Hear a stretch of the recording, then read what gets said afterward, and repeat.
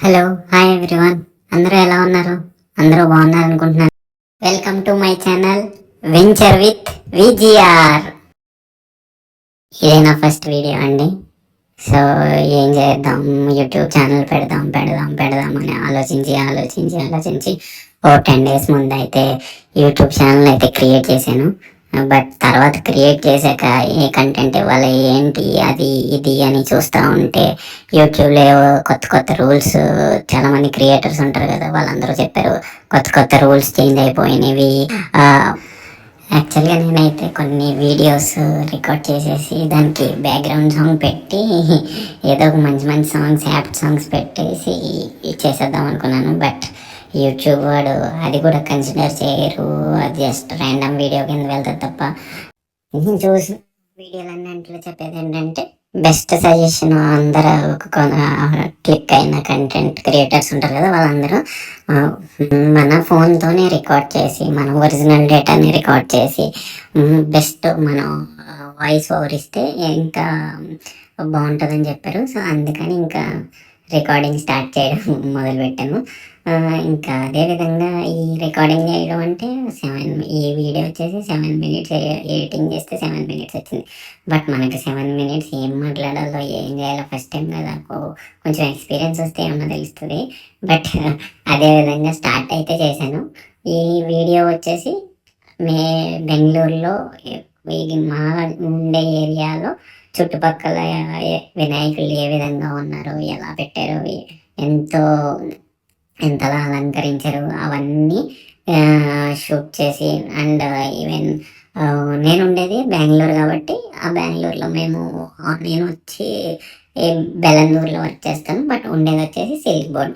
So silk board నుంచి బెలందూరు వెళ్ళేటప్పుడు ఏమేమి, ఎలాంటి వినాయకులను ఎలా అలంకరించారు, ఏ విధంగా డెకరేషన్స్ పెట్టి, ఎంత లైటింగ్ అవన్నీ పెట్టారు, అవన్నీ చాలా వరకు నైట్ టైం షూట్ చేశాను. నైట్ టైం షూట్ చేయడం వల్ల ఏమైందంటే లైటింగ్తో పాటు ఎంతో అద్భుతంగా వినాయకులు దర్శనం ఇచ్చారు.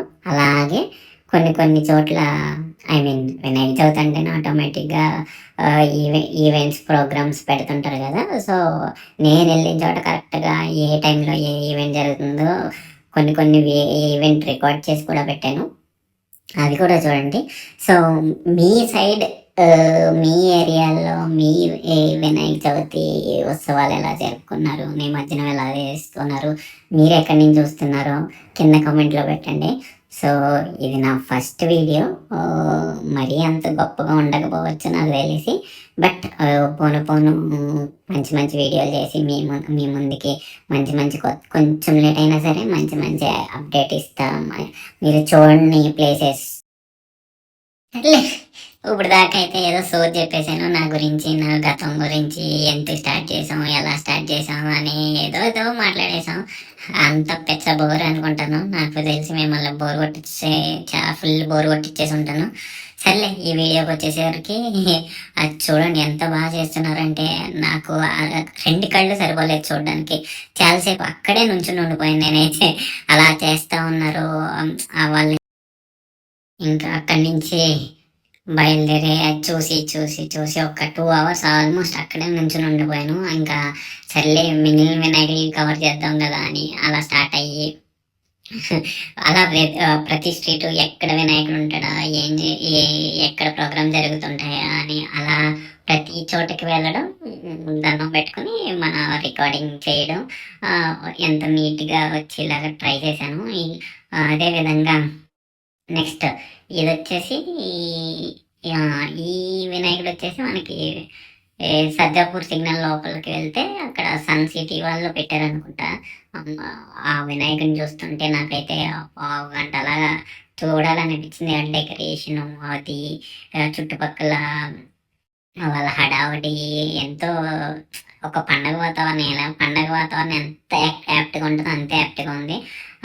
ఇంకా అలా ముందుకెళ్తే ఇంకొక స్ట్రీట్లో, అదే సజ్జాపూర్, బెలందూరు ఆ ఏరియాల్లోనే ఈ వినాయకుడు కూడా దర్శనం ఇచ్చాడు. ఇక్కడైతే ప్రసాదం పెడుతున్నారు. ఆ ప్రసాదం కోసేపు తినేసి జాగ్రత్తగా షూట్ చేసేసి ఇంకా అక్కడి నుంచి స్టార్ట్ అయిపోయి నెక్స్ట్ నెక్స్ట్ అయితే ఈ వినాయకుడి దగ్గరికి వచ్చేసాను. ఇది వచ్చేసి సోల్ స్పిరిట్ మాల్ పక్కనే పెట్టారు ఆ ఫ్లైఓవర్ కింద.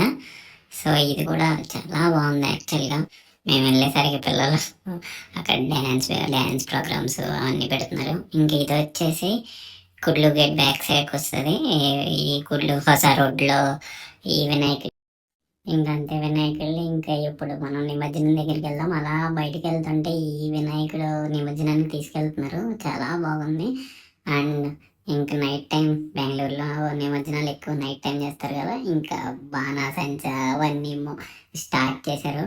మేముండే ఏరియాకి ఇది ఒక 10 కిలోమీటర్స్ ఏదో వర్క్ ఉండి బయటకు వెళ్తే అక్కడ ఈ వినాయకుడిని నిమజ్జనం చేస్తుంటే సర్లే చాలా బాగున్నాయి కదా అని రికార్డ్ చేయడం స్టార్ట్ చేశాను.